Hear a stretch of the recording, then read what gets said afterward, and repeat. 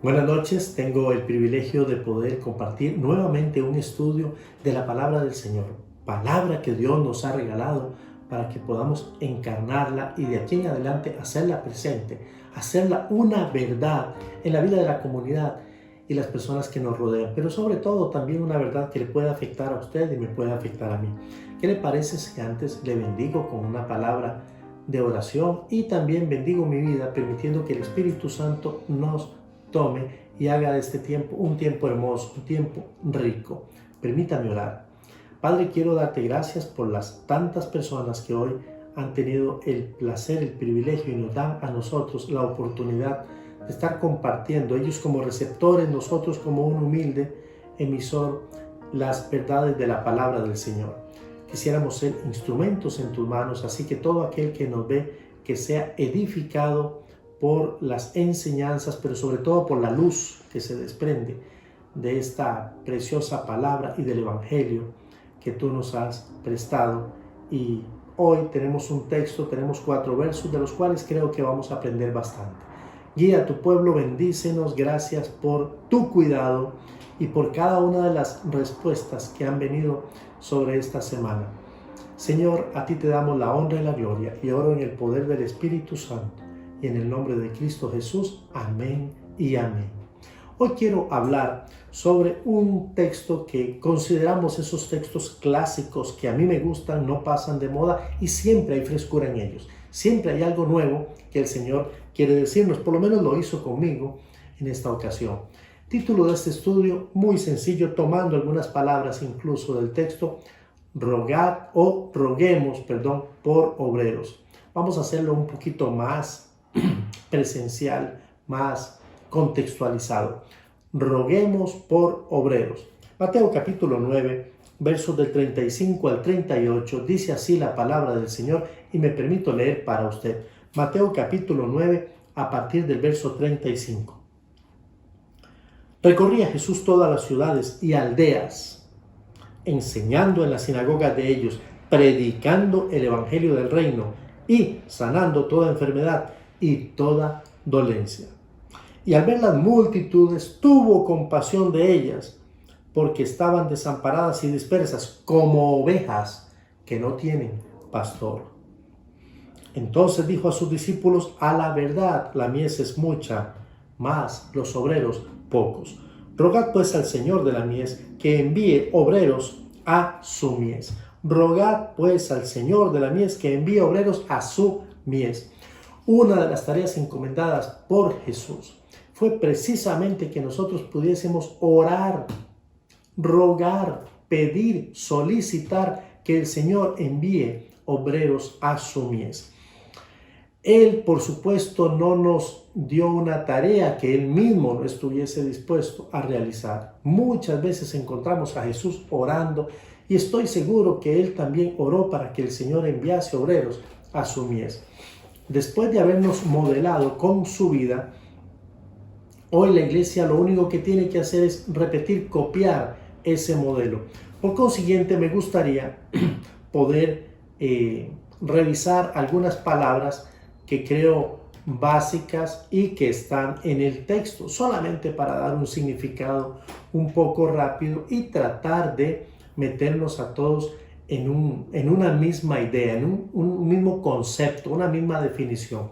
Por ejemplo, aquí dice que Jesús recorría todas las ciudades. Bueno, yo me permití buscar qué significaba, pero no tanto qué significa hoy para nosotros en un sentido un poquito moderno, un sentido tan actual, sino qué significaba, o sea, qué impresión merecía esa palabra ciudades en el contexto bíblico. Básicamente, los autores dicen que una ciudad era un lugar no rural, era un poquito más urbano, era donde se concentraban las poblaciones y entonces allí pues trataban de desarrollar su vida con un poquito más de facilidades y de interacción. Pero también habla de aldeas, ciudades y aldeas. Las aldeas entonces se conceptúa en la palabra en los diccionarios bíblicos como caseríos o pueblos. Básicamente, eso es lo que está diciendo. Otra palabra que está aquí y de pronto puede ser una palabra nueva para algunos de los que están escuchando este estudio es la palabra sinagoga. Mucho hemos hablado de la sinagoga. Bueno, diré rápidamente que la sinagoga era más o menos como una casa pequeña que tenía capacidad para albergar tal vez a unas 10 familias. No era tan pequeña, yo estoy consciente de que no era tan pequeña, pero la idea de la sinagoga nace precisamente en el exilio, cuando allá por el 587 los judíos, antes de Cristo, los judíos fueron llevados a Babilonia, unos estudios que hemos dado anteriormente. Año 587 comienza el periodo profetizado por Jeremías de los 70 años de cautiverio por parte de los babilonios al pueblo de Judea o el pueblo de Judá, los judíos. Durante ese tiempo, los judíos vieron que su adoración estaba comprometida, o sea, ellos no lograban conectar porque la forma de hacerlo era a través del templo y todo lo que era el ritual que hacían los sacerdotes. En ese momento se constituyeron sinagogas. Entonces la sinagoga data más o menos de esas fechas y posteriormente, durante los 400 años de silencio, que es un periodo entre los dos testamentos, cuando Dios no se reveló, Dios no habló palabra alguna a los hombres por medio de ningún profeta. Entonces las sinagogas tuvieron un papel muy importante. Para los días de Jesús y para los días de la iglesia primitiva, las sinagogas todavía cobraban un papel sumamente importante. Definimos ciudades, definimos aldeas, definimos sinagoga y ahora vamos a definir la palabra evangelio. La palabra evangelio simple y sencillamente se conoce como buena noticia. Eso era lo que significaba evangelio. Cuando se aplica a la palabra de Dios, entonces cobra un sentido nuevo. El evangelio es la buena noticia de Dios para los hombres. Son las buenas noticias de salvación, encarnadas, por supuesto, en Jesucristo. La otra palabra que puede ser muy común, pero me gustaría también definirla, es la palabra obreros. ¿Qué significa la palabra obreros? Obreros son aquellos que se encargan de una obra. Obreros son aquellos que cuidan una viña, un sembradío y la más sencilla tal vez, trabajadores. Entonces son trabajadores que están a cargo de una misión, de una tarea, llámese de agricultura, llámese de construcción, etc. Pero básicamente es lo que comunica la palabra obreros. Y la palabra mies, porque nosotros las usamos, pero normalmente no las explicamos. Y me pareció sano poder tomarme el tiempo para explicar estas palabras. Mies, la mies es mucha. Bueno, ¿qué significa la palabra mies? Mies significa un sembradío o la condición de un sembradío cuando ya se convirtió el fruto en cereal y ya está maduro para recolectarlo. Llámese trigo en este caso o principalmente trigo o cebada. La mies significa que ya el cereal está en su punto propicio para poderlo recolectar. La mies es mucha, es lo que dice el Señor. Algunas lecciones que quiero compartir. La primera, tomando el primer verso, que es el verso 35, es que Jesús, cuando vino a realizar su trabajo, su tarea, Jesús lo hizo de manera completa. Esa palabra me gustaría que pueda calar en este momento. Jesús realizó su trabajo o realizó su recorrido de manera completa. Él no dejó las cosas a medias. A veces nosotros tendemos a ser así medios, dejando las cosas a la mitad. Y cuando nosotros dejamos las cosas a la mitad, no vamos hasta el final, entonces nos volvemos mediocres. Eso es lo que significa la palabra mediocre, que hemos llegado solamente a la mitad. Y a Jesús no lo caracteriza eso. Cuando Jesús realiza su trabajo, cuando Jesús realiza su misión, la concluye, va hasta el final, dice la palabra de Dios. Y estando en la condición de hombre, se humilló hasta la muerte y muerte de cruz.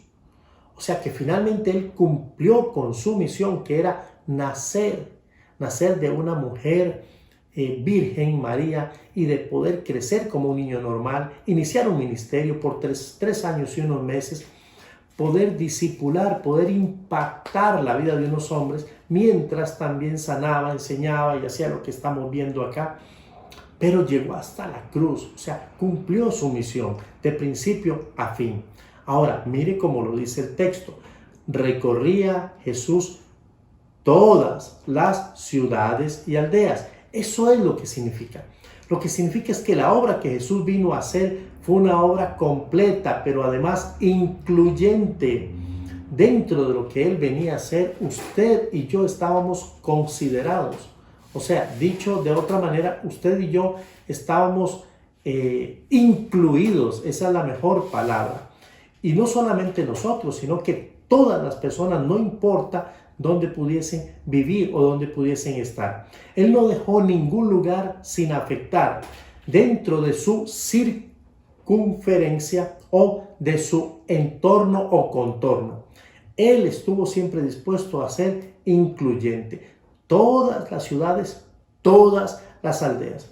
Cuando nosotros leemos en Mateo capítulo 28, que es un texto muy conocido, sobre todo en temas de misiones, Mateo capítulo 18, a partir del verso 18, pero yo quiero quedarme básicamente con el verso 19. Dice, por tanto, id y haced discípulos a todas las naciones. ¿Se da cuenta? Es lo que Jesús hacía. Jesús iba a todas las ciudades y a todas las aldeas, ya como dejándonos un mensaje implícito para que cuando viniese su comisión, su tarea, la iglesia pudiese estar clara de que este mensaje era un mensaje incluyente. Por otro lado, en Hechos capítulo 1, verso 8, también un pasaje que es sumamente conocido por la mayor parte de nosotros, vemos cómo el Señor Jesús nos empodera a través y por medio del Espíritu Santo para ser testigos. Pero escuche, ¿dónde? En Jerusalén, en toda Judea, en Samaria y hasta lo último de la tierra. O sea, que vamos de menos a más, pero de forma simultánea. O sea, que no escapamos de que nuestra tarea o la comisión que se nos haya encomendado sea una comisión o una tarea que vayamos a hacer a medias. Eso al Señor no le agrada. Por eso podemos aprender en esta ocasión que Jesús hizo o realizó su tarea de manera completa. Jesús entendió que los hombres y las mujeres, no importa dónde vivan, ellos tienen necesidades. No importa el lugar, pero tampoco importa la condición social o política en que estén los hombres y las mujeres. En cualquier época de la historia tienen necesidades. La Biblia nos da muchos ejemplos de hombres que tuvieron grandes necesidades.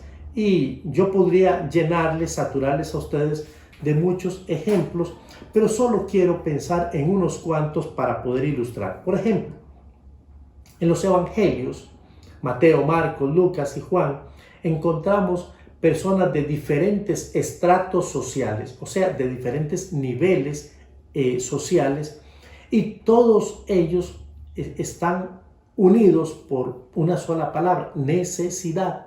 Necesidad. Las personas tienen grandes necesidades. Por ejemplo, en Marcos capítulo 10, verso 46 y siguientes, vemos las necesidades de un hombre llamado Bartimeo, hijo de Timeo, que era ciego, no podía ver. Ya eso es una limitación que nos lleva a pensar que este hombre tenía muchas necesidades. Dice la Biblia que vivía o estaba junto al camino, mendigando, dependiendo del favor antojadizo de las personas que pudieran pasar cerca de él. Otra mujer que, según Lucas, capítulo 8 y verso 43, llegó por detrás para tocar el borde del manto de Jesús. Dice que tenía una enfermedad, tenía flujo de sangre ya más o menos por 12 años. ¿Se imagina usted? Esto era un problema evidentemente incómodo para los que pueden entender de qué se trata. Por 12 años era su necesidad. La Biblia dice, y Lucas lo dice muy claro, que había gastado prácticamente todo su dinero en médicos. Una necesidad. Y esto le había llevado probablemente a una condición bastante limitada. Hay muchos casos en la Biblia y precisamente en el Nuevo Testamento, pero también en el Antiguo, de hombres que sufrían de lepra, donde la piel se les caía y en muchos casos esa piel estaba putrefacta y luego se caía. Muchos leprosos fueron sanados. Si la lepra no es una necesidad, entonces ¿cómo poder explicar una necesidad? Muchos hombres tuvieron necesidades espirituales, pero también tuvieron necesidades físicas. En Hechos capítulo 3, verso 2, encontramos la historia de un hombre que sentaban a la puerta del templo que se llama La Hermosa y lo hacían para que pidiese limosna. Yo me pongo a pensar, ¿qué estrato podía tener este hombre? Un estrato precario. Era un hombre que tenía grandes necesidades. Bartimeo, la mujer, los diferentes leprosos, paralíticos, este hombre en el libro de los Hechos, pero también hubo personajes de altura que también muestra la Biblia que tuvieron grandes necesidades, como por ejemplo Nicodemo. ¿Sabe usted que Nicodemo era un hombre culto, un fariseo de mucho nivel? La Biblia dice en el Evangelio de Juan, capítulo 3, versos 1 en adelante, que él llegó de noche porque tenía una necesidad, gran necesidad espiritual, como la necesidad que tenía aquel hombre en Marcos capítulo 10, verso 17, el joven rico que llegó a Jesús con una gran pregunta: Maestro bueno, ¿qué debo hacer para heredar la vida eterna? Todas estas personas tenían necesidades o de salud o materiales o necesidades espirituales. Jairo era un hombre que tenía una hija y la hija estaba muy enferma. La Biblia dice que estaba muriendo. En Lucas 8:41. Jairo era un principal de la sinagoga, pero era un hombre con necesidades. Jesús vino para recorrer todas las ciudades, todas las aldeas, sin que una sola se quedara por fuera. No importa si en ese lugar olía mal, si ese lugar no era un lugar muy atractivo, si no eran esos lugares donde a cualquiera de nosotros nos gustaría estar y, ¿por qué no?, en donde nos gustaría vivir. No, Él vino para ministrar en todas las ciudades y en todas las aldeas. Esta es una gran verdad, una linda verdad. Algunos caemos en el error de pensar que las necesidades se circunscriben a los lugares. Cuando pasamos por cierto lugar y vemos pobreza, vemos basura, vemos moscas, huele mal, decimos: pobre gente, esta gente sí tiene grandes necesidades, quizá necesidades materiales, claro, y no podemos negar que de otras no las hayan. Pero ¿quién puede decir que en los grandes barrios, en las grandes ciudades cosmopolitas, no encontramos también verdaderas necesidades de los hombres y las mujeres que viven en esos lugares? La pobreza física que experimentaban unos era la pobreza espiritual que experimentaban otros. Aquí debemos entender que hoy la sociedad nos enseña que los pobres lloran, pero los ricos también lloran.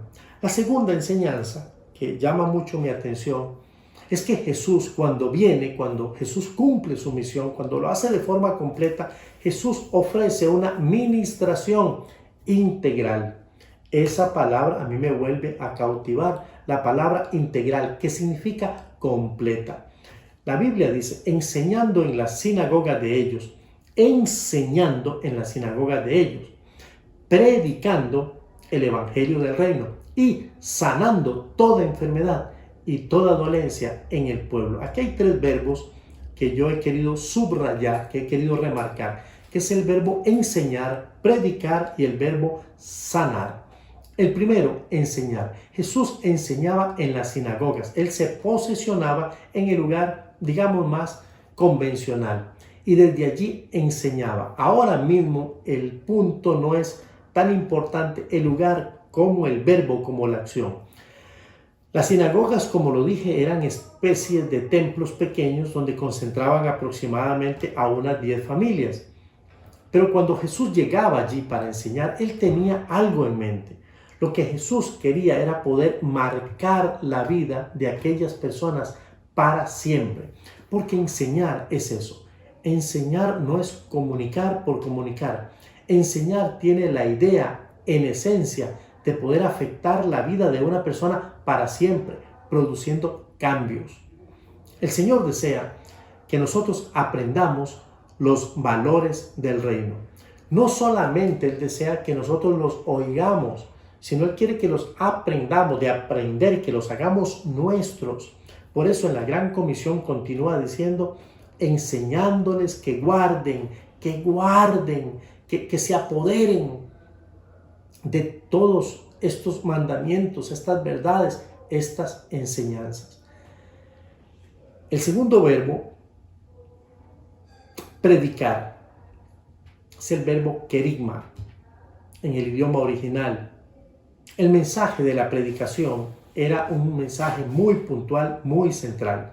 El mensaje era simplemente las buenas noticias del reino. Eso era lo que predicaba Jesús, no era otra cosa. Y para eso, obviamente, Él tenía que presentar un plan completo, desde lo que el Señor le había enviado a hacer, todo lo que implicaría su ministerio y la muerte y resurrección. En Hechos podemos notar, Hechos capítulo 2, verso 5, cuando el Espíritu Santo fue derramado en el cumplimiento de aquella profecía de Joel, capítulo 2, verso 28, los hombres de muchas nacionalidades pudieron escuchar el Evangelio en su propio idioma. Esta era la misión de Jesús. Jesús vino para que los hombres y las mujeres pudiéramos entender el Evangelio, pero no solamente el Evangelio como buena noticia, sino el Evangelio en nuestra propia lengua. O sea, que nada ni nadie nos pueda confundir, nos pueda alterar este mensaje de buena noticia. Y Jesús necesitaba predicarlo al pueblo, predicárselos en su contexto, en su lenguaje, en su condición. Entonces, lo primero que hacía era enseñar como una prioridad de su ministerio. Él quería marcar la vida de los hombres, pero marcarla para siempre. El Evangelio, la predicación era más una denuncia. Segundo verbo, la predicación era una denuncia para poderles impactar y llevarles a conversión. Pedro nos enseña en Hechos, capítulo 10, verso 34, que Dios no hace acepción de personas. Este mensaje del cual Jesús se permitía comunicar a las personas era no solamente incluyente, sino que no dejaba a nadie por fuera, no discriminaba a nadie.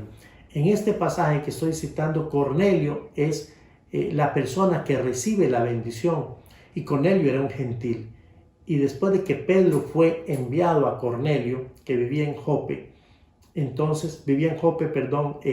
Pedro, entonces Pedro vino y le predicó el Evangelio. Y Pedro mismo entendió, ahora me doy cuenta que Dios no hace acepción de personas. No estoy diciendo nosotros, estoy diciendo Dios. Dios no hace acepción de personas. No sé si nosotros lo hacemos. No debemos hacerlo, porque la palabra nos enseña que Dios mismo, que es el autor y consumador de la fe en Cristo Jesús, no hace acepción de personas. Ok, continúo con el tercer verbo, y también dice la Biblia que para sanar, vino a sanar, literalmente dice el texto, sanando toda enfermedad y toda dolencia, sanando toda enfermedad y toda dolencia. Si nos pudiéramos apropiar de esta palabra, nos daríamos cuenta que el Señor dentro de su ministerio se permitió afectar a los enfermos. ¿A los enfermos de qué o de cuál enfermedad? Todas. Dice que vino a sanar todas las enfermedades, todas las dolencias. Esto demostraba el carácter integral de este mensaje. No solamente estaba interesado el Señor en la parte espiritual, aunque era, por supuesto, la primera preocupación de Jesús, pero también en la parte emocional, la parte psicológica, la parte física, la parte afectiva. A Jesús le importa todo de nosotros. No crea usted que a Jesús solamente le importa una de las partes. A Él le importa todo.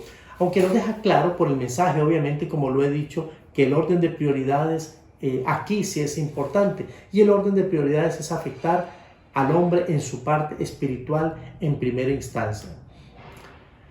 Dentro de las lecciones grandes que estoy compartiendo, otra de las lecciones muy interesantes es que Jesús fue movido a compasión y no de la nada. No, la Biblia dice, y viendo las multitudes, tuvo compasión de ellas. Entonces vamos a preguntarle al texto, ¿qué fue lo que conmovió a Jesús? Bueno, a Jesús lo conmovió el ver las multitudes, pero uno podría decir, entonces quiere decir que el ver las multitudes nos tiene que conmover. No, hay algo más y no está tan escondido. Dice, al ver las multitudes, porque estaban como ovejas desamparadas y como ovejas que no tienen pastor. ¿Por qué es tan importante el pastor en la vida de una persona? ¿Por qué? ¿Por qué hablar tanto de experiencia pastoral? ¿Por qué hablar de pastor? Para hablar de pastor necesariamente tenemos que hablar de ovejas. No existe pastores si no hay ovejas. Entonces, tal vez la pregunta es, ¿por qué tanta importancia de un personaje, en este caso como el pastor? Y aludiendo al texto, porque estaban desamparadas, como ovejas que no tienen pastor. Déjenme ver, tuvo compasión de ellas porque estaban desamparadas y dispersas, perdón, era la otra palabra que estaba buscando. Desamparadas y dispersas, como ovejas que no tienen pastor. Bueno, creo que aquí va a haber una lección un poquito rica. Creo que sería bueno definir un poquito a las ovejas. Yo me permití hacer dos investigaciones, cortas por supuesto. Una un poquito más secular y la otra un poquito más bíblica para poder tener un concepto nosotros claro. ¿Sabe usted que la palabra oveja aparece muchas veces en la Biblia? Y en el Antiguo Testamento y en el Nuevo Testamento la palabra oveja definitivamente no se identifica. Cuando usted oye hablar de oveja, usted piensa en la grey, piensa en el pueblo de Dios. Jehová es mi pastor, y si el salmista está diciendo Jehová es mi pastor, él está diciendo yo soy su oveja. ¿Se da cuenta? Y muchas veces aparece en en el Antiguo Testamento la figura de esta manada pequeña, hablando de ovejas. Las ovejas pertenecen al grupo vacuno, ganado, si pudiéramos llamarlo así. Y yo quisiera decir algunas características que realmente probadas tienen las ovejas. Primero, las ovejas son seres gregarios. Esta es una palabra que yo entiendo que es técnica. ¿Qué significa? La palabra gregario o gregaria significa que necesitan vivir en comunidad. ¿Ok? Y vamos a explicar por qué. Pero nosotros, al igual que las ovejas, los seres humanos somos seres gregarios. Necesitamos vivir en comunidad para podernos apoyar y acompañar, etc. Las ovejas son seres gregarios.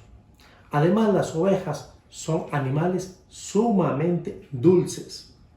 Son muy sensibles, bastante sensibles. Otra característica es que son muy temerosas. Y esta no sé qué tanto le agrade, pero de verdad la leí, la encontré y creo que es importante que usted la sepa. Las ovejas son muy tontas, sí, son tontas. Y otra característica es que son tercas, sumamente tercas.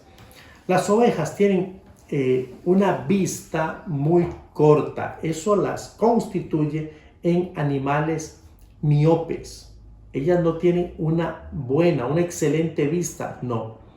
Cuando se golpean, estaba leyendo un artículo que dice que ellas lloran y caen al suelo y se inutilizan. Escuche eso. Se golpearon, caen al suelo, se inutilizan y parece que no pueden más. Se vuelven completamente indefensas. Entonces interviene el pastor. ¿Para qué? Para poder recogerla, tomarla en sus manos, masajearla y ofrecer una voz muy confiable, gratificante, para poder levantarle no solamente el ánimo, sino levantarle físicamente y luego ayudar o continuar con la recuperación del trauma. Luego la reintegra al redil. Eso me llamó mucho la atención por la figura precisamente del pastor. Según este artículo, las ovejas dependen casi totalmente de un pastor. Eso me conmovió. Me conmovió en cualquier sentido. Me conmovió como oveja y me conmovió como pastor. Un extraño puede paralizarlas por completo del miedo, porque son muy tímidas, son muy temerosas. Con una voz fuerte las pueden paralizar hasta morir debido al estrés que pueden despedir. Imagínese usted la clase de animalito del que estamos hablando. Las ovejas viven, como lo dije, en rebaño, o sea, son seres gregarios. Mucha gente dice que es porque son animales muy sociales. Yo no descartaría que sean animales sociales. Sin embargo, recientemente los científicos han demostrado que viven en rebaños para asegurarse la supervivencia individual. Esto significa que ellas necesitan de las demás para poder sobrevivir individualmente. La naturaleza no las ha dotado de tantos recursos, más bien diríamos que las ha dotado de pocos recursos físicos en cuanto a su defensa contra los depredadores. Estaba viendo dos imágenes, o más bien sí, dos imágenes. En la primera sale una oveja completamente repochona, bonita, gorda, inspiradora, como las ovejas que todos imaginamos, y cubierta por supuesto de mucha lana. Pero en la otra imagen, para poder hacer el contraste, entonces tenemos a la oveja depilada, está completamente rapada hasta la mitad, desde la cabeza hasta la mitad. Entonces se puede ver la comparación de su fragilidad en relación a toda esa capa gruesa de lana que las recubre. Dicho de alguna manera, así muy coloquial, muchas de las ovejas se ven fuertes y pochotonas, pero es pura impresión, porque cuando les quitan esa lana, que es lo que precisamente ellas aportan como negocio, entonces quedan endebles, prácticamente indefensas. Cuando les amenaza un peligro, ellos corren a refugiarse al centro del grupo y así pueden minimizar la posibilidad de que los depredadores les aniquilen. Cuando leo el texto y dice, tuvo compasión de ellas, porque estaban como ovejas desamparadas y dispersas. Y pienso en estas definiciones y veo lo necesario, lo oportuno, lo indispensable y vital para las ovejas vivir en comunidad. Digo, wow, ¿qué pudo haber visto Jesús? A lo mejor Él pudo ver durante todas estas generaciones y hasta la nuestra, tantos hombres y mujeres, y por qué no, ovejas, que están desamparadas y dispersas, como ovejas que realmente no tienen pastor. Jesús hace notar que el trabajo a realizarse es mucho, y esto debemos tomarlo en cuenta y hacerlo con seriedad. El trabajo es mucho. Cuando dice mucho, mucho es el antónimo o lo contrario de poco. Entonces, por favor, debemos entender que el trabajo que está por delante y el trabajo presente no es un trabajo poco, es un trabajo que requiere de mucho esfuerzo en todos los sentidos, y yo puedo aplicar de muchas maneras aquí. Pero Jesús lo dijo. Por favor, la mies es mucha. El gran problema que tenemos es que los obreros en contraposición son muy pocos. Sí, eso fue lo que dijo a sus discípulos. ¿Por qué? La pregunta, ¿por qué son pocos los obreros? La pregunta muy sincera, muy honesta, es porque no hay obreros. Recuerda la definición: los que cuidan la viña, los que trabajan para colectar el trigo, el cereal, que ya está para recogerlo. Entonces la pregunta, ¿será porque no hay realmente obreros dispuestos o disponibles? Puede que estén dispuestos y no disponibles, puede que estén disponibles y no dispuestos. El Señor está convocando a hombres y a mujeres que sean capaces de ministrar, de atender, de cuidar a estas ovejas que están desamparadas y dispersas. Y le voy a explicar qué es lo que sigue después de eso. Una oveja que está desamparada o que está dispersa, lo que sigue es la muerte. Sí, la muerte. Y el Señor está diciendo, miren, por favor, el trabajo es mucho y hay que hacerlo. Y yo estoy aquí para darles el ejemplo. No hablo sin autoridad. Y finalmente, y como una última lección, en el capítulo 9, verso 38, encuentro a Jesús pidiendo a los suyos que oren por obreros para la mies. Ni siquiera les dijo, id vosotros, porque la mies es mucha. Les dijo, oren, oren, rueguen, es el verbo, rueguen, pues al Señor de la mies, el Señor que es dueño de la mies, que Él envíe obreros a la mies. ¿Sabe lo que está diciendo aquí el Señor? El Señor lo que está diciendo es que es necesario y preciso que Dios pueda poner en el corazón de los hombres y de las mujeres este trabajo tan importante, tan singular, el cual le hemos endosado a algunos y a algunos pocos. Mire que estaba hablando con los discípulos, pero no fue a los discípulos a los que le dijo vayan, no. Le dijo, oren para que Dios envíe obreros, porque la mies es mucha. Lo mínimo que podemos hacer es levantar oraciones por aquellos que están dispuestos y disponibles a atender la mies del Señor. Guillermo Carey, o William Carey, un misionero, en una ocasión dijo, unos son llamados a bajar al fondo del pozo y otros a sostener la cuerda. Si nosotros no bajamos al fondo del pozo, lo mínimo que podemos hacer es sostener la cuerda. Simple y sencillamente, no hay opción. O bajamos al fondo del pozo o sostenemos la cuerda. El Señor quiere levantar obreros, quiere hacerlo ya. Él está hablando a su iglesia. Los tiempos en que Jesús habló no son diferentes a estos tiempos. Y si este pasaje tiene que ver algo con la iglesia de hoy, que yo creo y estoy convencido de que sí, ¿en qué sentido podría ser? Vamos a revisar un poquito. La respuesta es muy sencilla.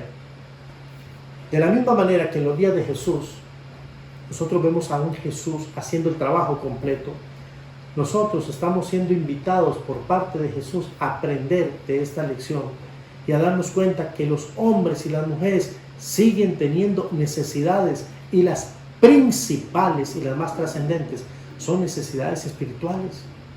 Entonces, ¿qué tenemos que hacer?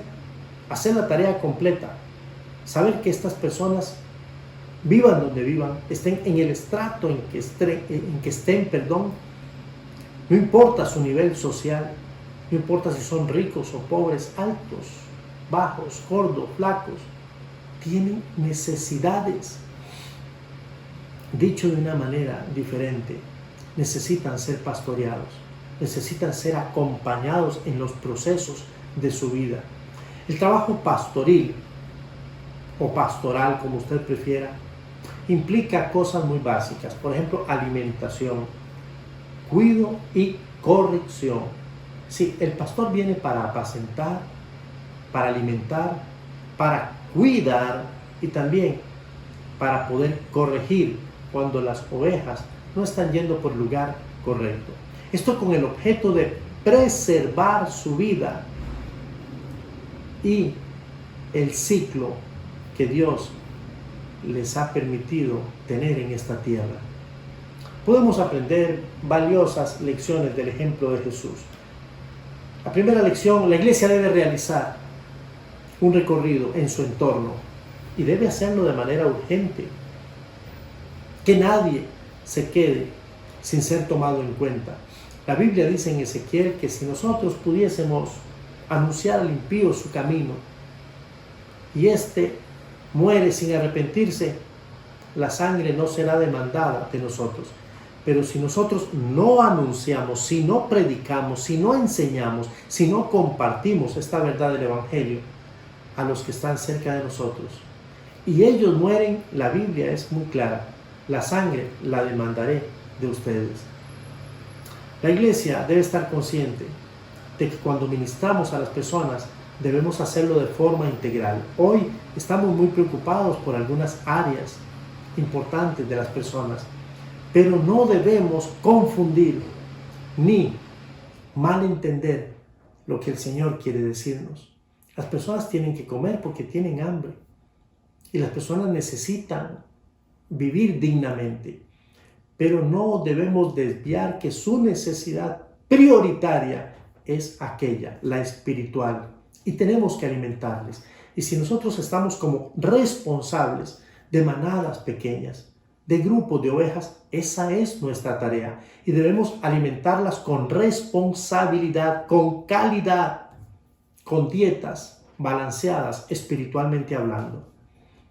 La iglesia debe de tener compasión de las personas que tienen necesidad. No es mirar la necesidad y tirar el rostro, porque esto incomoda, porque duele. No, hay que enfrentar su necesidad con diligencia. ¿De qué tienen necesidad de nuestros hombres, mujeres, jóvenes, señoritas, niños? ¿De qué tienen necesidad? Pues allí tenemos nosotros que apuntar.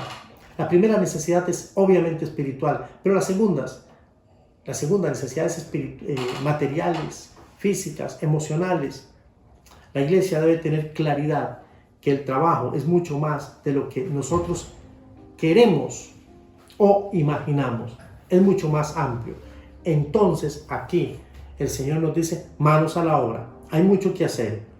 Hay mucho que hacer. Y usted es importante con lo que Dios le ha regalado a usted, ya sea su trabajo, con el cual usted puede también contribuir económicamente al sostenimiento de la obra, con su profesión o con su trabajo secular, cualquiera que éste sea. En lo que usted encuentre que Dios le ha capacitado, aquí en la obra y en el reino, usted es importante. Y finalmente, la iglesia tiene un ministerio permanente. ¿Cuál es? Orar. ¿Orar por qué? Porque el Señor envía obreros a la mies. Y yo estoy animándole a usted para que realmente ore. Si usted ora, yo le aseguro que algo va a pasar. Si usted ora, Dios va a permitir que los que hemos decidido bajar al fondo del pozo seamos sostenidos por parte de alguien a quien también el Señor llamó. Solamente le digo que Dios sigue siendo bueno y Dios nos ha mostrado las necesidades y lo que Él hizo. Hoy nos corresponde a nosotros continuar haciendo realidad esta palabra. Oremos para que Dios envíe obreros dispuestos y disponibles para atender la grey del Señor. Quiero orar por usted. A lo mejor usted sea uno de esos obreros que ya se puso el overol y va a venir a trabajar con nosotros. Déjeme bendecirle, déjeme amarlo en el nombre del Señor. Padre, te doy gracias por tu fidelidad y por tu amor, por tu paz. Gracias, Señor, porque hoy tú nos ministras y yo quiero de verdad rogarte que mientras nosotros oremos, consideremos la posibilidad de ser nosotros mismos esos obreros que vienen para trabajar en la mies, que vienen para recoger el cereal ya maduro. Señor, gracias porque hay trigo, hay cereal, Señor, que ya está para ser recolectado.